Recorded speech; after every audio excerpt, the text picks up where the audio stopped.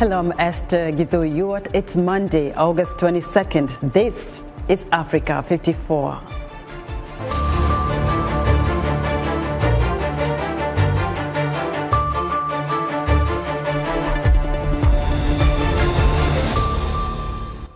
Kenya's defeated presidential candidate Raila Odinga files a petition to the country's top court challenging the result of the August 9th election. We'll have details. Angolans will head to the polls on August 24th to choose a new president and parliament. We'll tell you what's at stake. And could former U.S. President Donald Trump be facing criminal charges? He wouldn't be the first former world leader in legal trouble.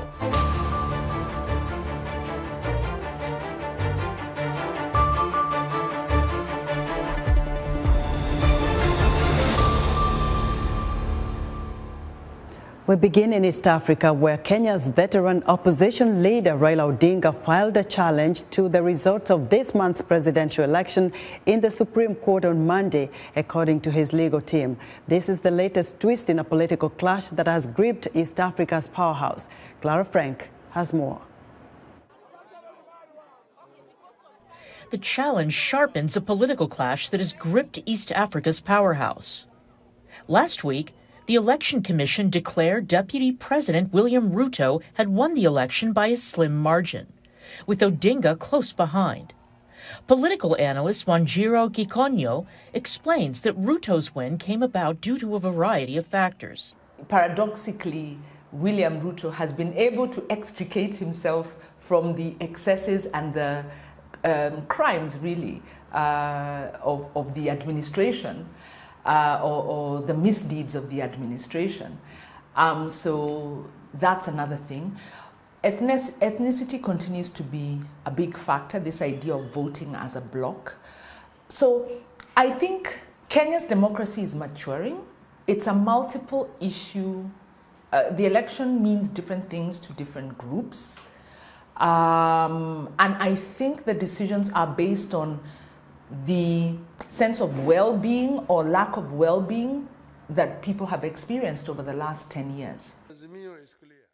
4 out of 7 election commissioners disowned the count, saying it wasn't transparent. Last week, Odinga said the results were a travesty, but said he would settle the dispute in court and urged supporters to remain peaceful. This is Odinga's 5th stab at the presidency. He blamed several previous losses on rigging. Those disputes triggered violence that claimed more than 100 lives in 2017 and more than 1,200 lives in 2007. In 2017, the Supreme Court overturned the election result and ordered a rerun, but Odinga boycotted it, saying he had no faith in the Election Commission. This time, Odinga is backed by the political establishment, including President Uhuru Kenyatta, who fell out with Ruto after the last election. At stake is control of East Africa's wealthiest and most stable nation, home to regional headquarters for firms like General Electric, Google, and Uber. Kenya also provides peacekeepers for neighboring Somalia and frequently hosts peace talks for other nations in the turbulent East Africa region. Petitioners must submit their complaint to the Supreme Court within 7 days of the results being declared. The Constitution requires the nation's highest court to issue its decision within 14 days of the lawsuit being filed. Clara Frank, VOA News, Washington. Opinions are divided on the validity of Mr. Raila Odinga's petition to have the election of outgoing Deputy President William Ruto nullified. And moments ago, I spoke to Charles Kanjama, a constitutional lawyer, and began by asking him what the Supreme Court judges would be looking at to determine Mr. Odinga's petition. Fundamentally, they'll be looking to see whether the elections that took place in Kenya was free and fair, according to the constitutional standard, which is the standard of the Constitution of Kenya. Were they simple, accurate, verifiable, transparent? Secondly, they'll be looking to see whether any irregularities affected the outcome of the election result. So the margin of victory for William Ruto, who was declared the president-elect, he got 50.5% of the vote, and Raila Odinga got 48.8%. And the constitutional standard is to have 50% of the votes cast plus one extra vote. So they'll be looking to see whether there is assurance that William Ruto passed the 50% margin to be declared elected in the first round. What next if the Supreme Court upholds Odinga's petition? So Odinga's petition is asking for several things. One, he's saying that if there is a retallying of the votes cast and there are certain errors that determine that he should have been the winner, that he be declared the president-elect and then be sworn in. Number two, if the retallying or the review of the discrepancies shows that William Ruto did not reach the 50% margin, then the elections to go into a runoff with the top two candidates. Number three, if the elections were not free and fair, if there were several weaknesses in the electoral process, then the court to declare a repeat election and to find that the election results and the process was null and void. So how much time does the Supreme Court have to determine this case? In the Constitution of Kenya, the Supreme Court has strictly 14 days, that is 2 weeks, for them to hear the petition and to render a verdict. So within 2 weeks, and these constitutional timelines cannot be expanded, the court has said so before, they will render their verdict on the petition of Honorable Raila Odinga, as well as a few other petitions that have equally been filed today. What can you tell us about the teams that have been organized to take this case to court on the side of Mr. Odinga and from Mr. Chebukati, the Electoral Board Chairman, as well as President-elect William Ruto's side?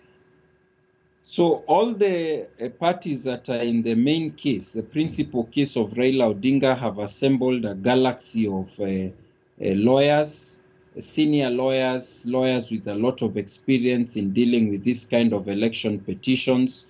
Raila Odinga is in court for the third time as a petitioner in a presidential election petition from the time Kenya adopted a new constitution in 2010, and is present also for the fourth time, because there was a fourth time when there was another time when he was not the petitioner, but he was a party in the case. So he is experienced and has several of the same faces representing him, a few new faces, but he has a team of lawyers that he can rely on. Some of them are also politicians who have taken part in the elections, and they are part of his legal team.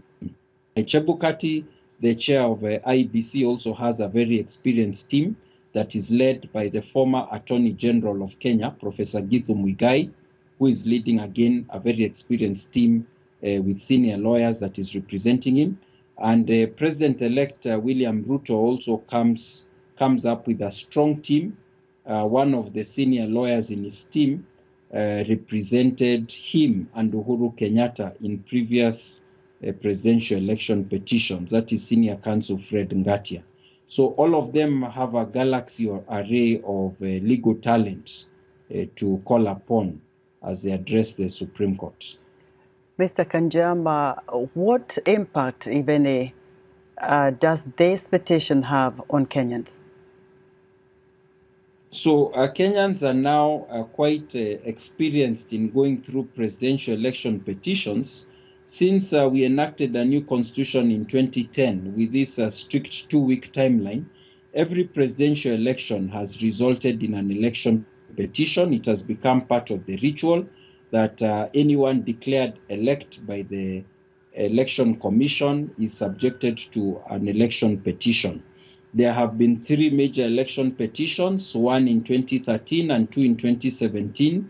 2 of the 3 were dismissed, but the third one, which was the first election petition of 2017, was successful, which meant that Kenyans were forced to have a repeat election. So Kenyans are very aware that the Supreme Court has the ability and from its past history has demonstrated that they have the inclination, they can They can choose to uphold the election or to throw down the election, depending on whether they think it was free and fair. So for Kenyans, we are going to be gripped to our television sets following the proceedings through the media with several media commentators, and knowing that this decision of the Supreme Court could either uphold the Election Commission's declaration or could send us back to the ballot box.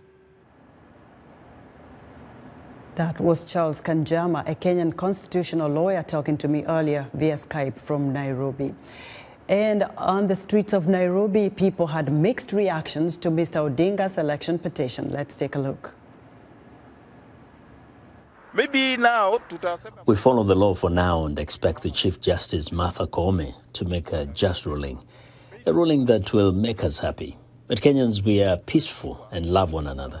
We say, let the law take its course and the Supreme Court to decide, and we continue with our lives. I congratulate Kenyans for keeping the peace and showing political maturity.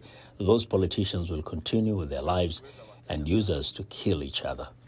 So having in mind that there is a team that went to the Supreme, it also a marriage to the Kenyan democracy, because definitely it will create a milestone when it comes to other elections because of the outcome of the judgment of the Supreme. So I know based on the outcome of the Supreme, we are going to have a defined way of how the elections will be conducted in Kenya going forward. It is a success for us as youth because we have been peaceful and we will continue being peaceful. And I know basically of the outcome of the Supreme, what I can tell to the people that went there, whatever the outcome will be, let us take it. In Southern Africa, Angolans will head to the polls on Wednesday, August 24th, to choose a new president and parliament. While there are 8 parties on the ballot, this election is largely a race between the ruling Popular Movement for the Liberation of Angola Party, or MPLA, and the main opposition National Union for the Total Independence of Angola Party, UNITA. VOA's Hedy Adams takes a look. Angola's ruling MPLA in the final stretches of campaigning, as President João Lourenço seeks to serve a second term. 5 years ago, he came into office declaring war on corruption, nepotism, impunity, and promising to reform Angola's battered economy. The MPLA has had an unbroken hold on power since Angola gained independence from Portugal in 1975. The party won just over 61% of the vote in the 2017 general election. The opposition UNITA took about 27% of the vote. Lourenço now faces a challenge from UNITA's charismatic new leader Adalberto Costa Jr. Popular amongst Angola's fast-growing urban youth, Costa Jr. is a fierce critic of the ruling party's reforms. Political analyst Marissa Lourenço. What's been most interesting about him is that he's tried to take the party through a slow modernization. He's someone, that is able to bring a lot of people through to campaign rallies. He engages with people on social media. He's trying to offer a kind of more direct line to the presidency. Borges Namire from the Institute for Security Studies expects a high voter turnout. The fact that Adalberto Costa Jr. is so charismatic and is bringing new ideas and is bringing a real possibility of winning the election, it will motivate people from both sides, both UNITA supporters and MPLA supporters, to go to the poll. Because the UNITA they say, okay, finally we have a leader. A real leader who they didn't have in the last years. President Lourenço is being praised abroad for his anti-corruption drive, which he launched shortly after taking office. The government says it has recovered billions of dollars in stolen assets both at home and overseas, as Lourenço went after high-ranking civil servants, ministers, party officials and members of former President Dos Santos's family.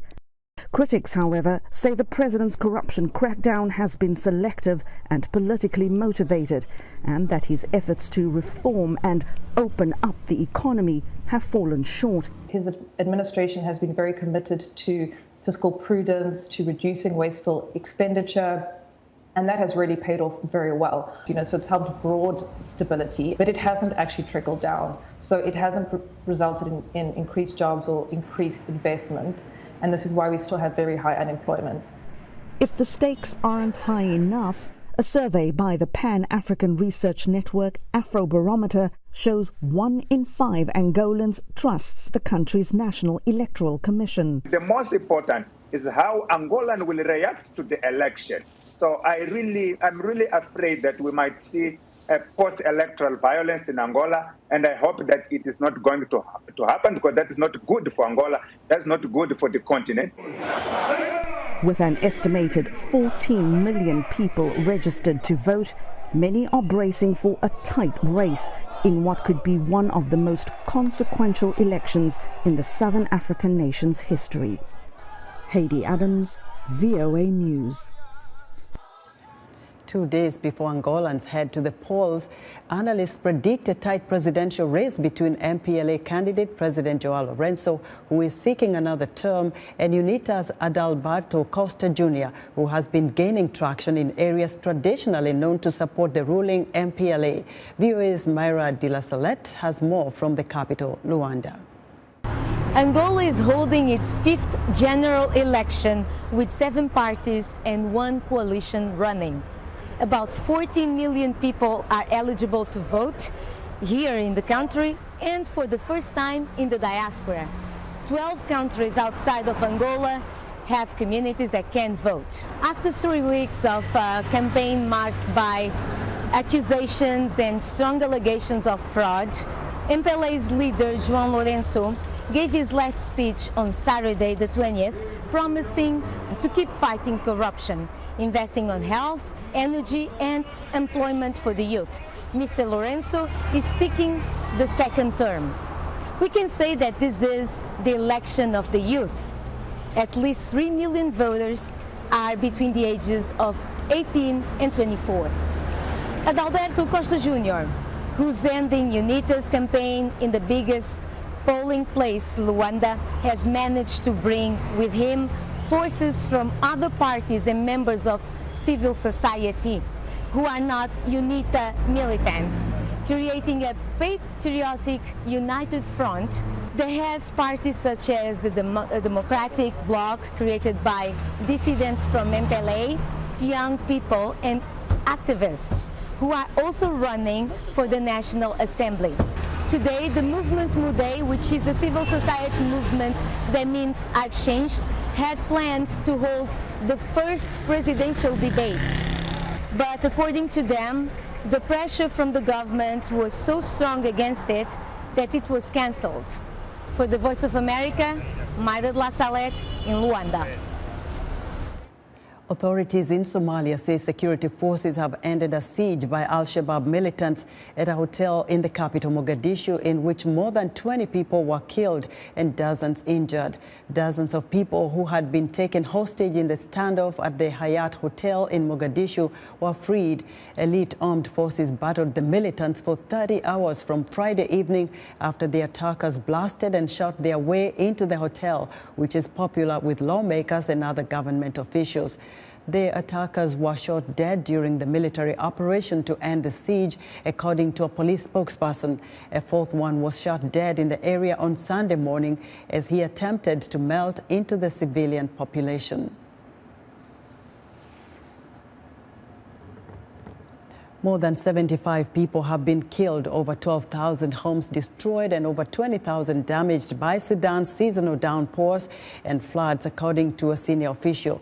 Drone footage from Al Jazeera province showed a village and surrounding area partially submerged by floodwaters.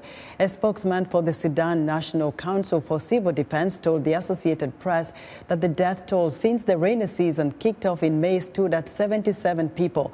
The provinces most affected include Al Jazeera, North Kordofan, South Kordofan, South Darfur, and River Nile. There are many problems, including health problems for people who have chronic diseases. There are those who have diabetes. There are those who have pressure. There are those who suffer from cartilage. And we didn't get aid or anything in this area.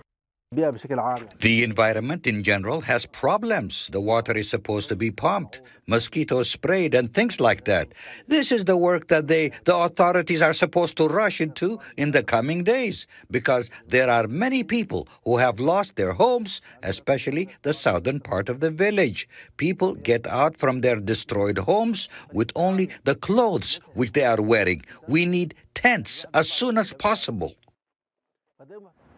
Sudan's rainy season usually lasts until September, with floods peaking just before then. Last year, flooding and heavy rains killed more than 80 people and swamped tens of thousands of houses across the country. We're excited to hear what you think about Africa 54 and all our VOA Africa programs on our website at voaafrica.com. Still to come, Hail to the King. South Africa's Zulu celebrate a newly crowned monarch. We'll be right back. And humanity towards a better world. Economic and social progress of every society. Facts and information from key players rather than spectators in politics, business, science and technology. City, rural, educated, all underprivileged. We care and we listen to what matters to you. Your voices are our voices. And joining us now via phone from Luanda, Angola is VOA reporter La Salette. Myra, welcome to Africa 54. Hi, Esther. Good afternoon, good evening from Angola. Thank you for having me. Right. Myra, give us an update. You just came out of a political rally that is quite hot. This race is very tight. Give us an update on where things stand as we speak.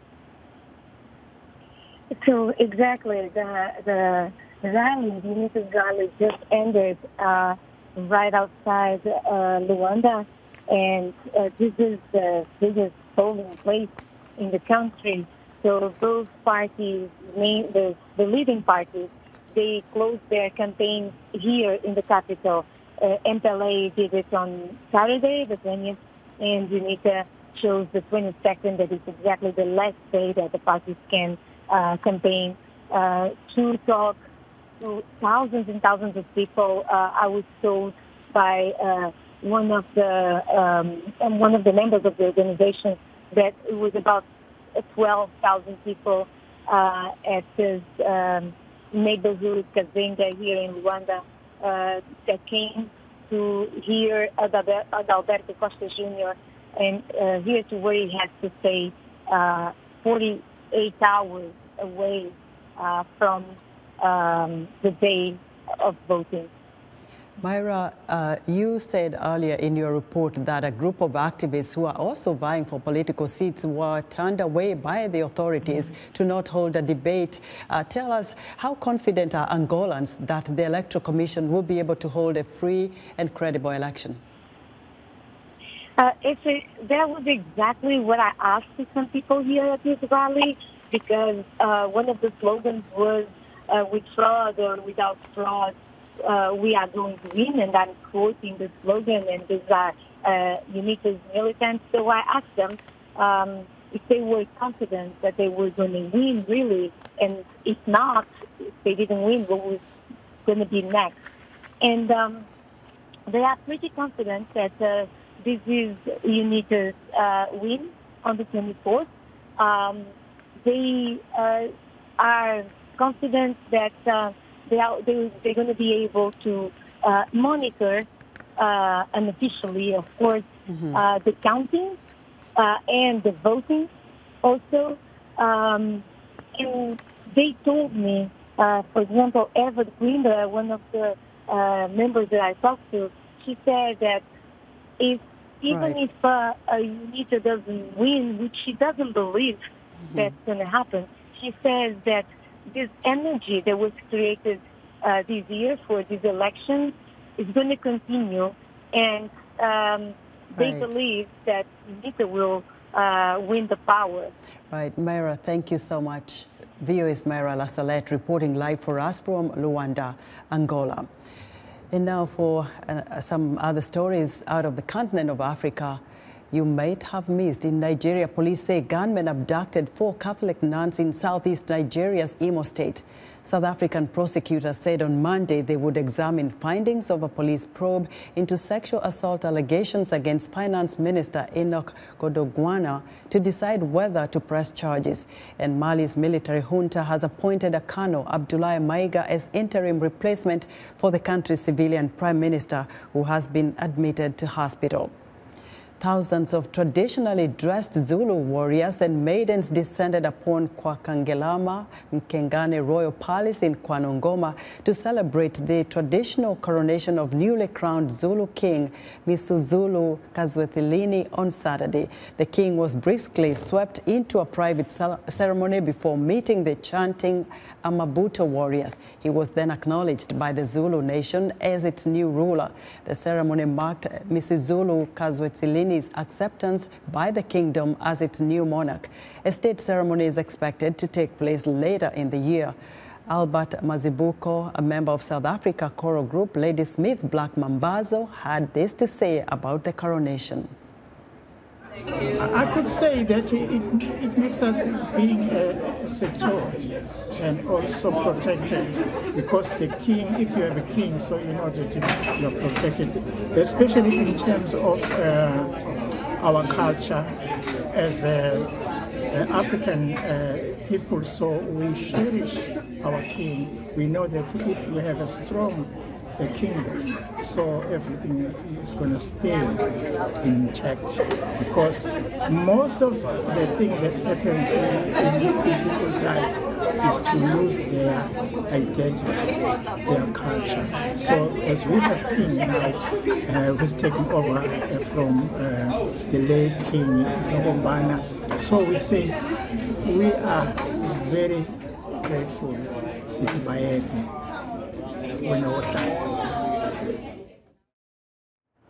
Ladysmith Black Mambazo is currently on a tour of the United States. And that's our show for today. Be sure to watch Africa 54 on our website at voaafrica.com. From all of us here in Washington, thank you for watching.